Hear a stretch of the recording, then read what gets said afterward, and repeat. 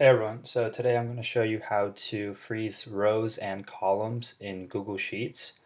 So here we have some data on full-time jobs. We have company name, job function, number of openings, whether the application is open or rolling, and location.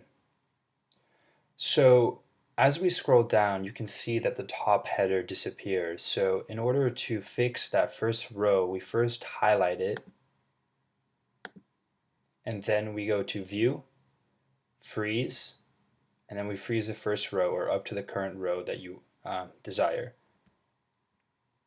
So now as we scroll down, the top row stays fixed. And if we want to freeze more than one row, you're able to just drag this down. So if we want to freeze the first three rows, we just drag it down there. And now when we scroll down, the first three rows are fixed. So I'm going to put that back. And as you can see, as we scroll to the right, the company names disappear. So if we want to freeze the first column or column A, we highlight it, go to View, Freeze, and now instead of freezing the row, we just freeze the column.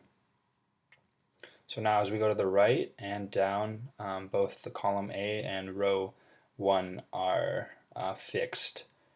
Thanks for watching, and please subscribe.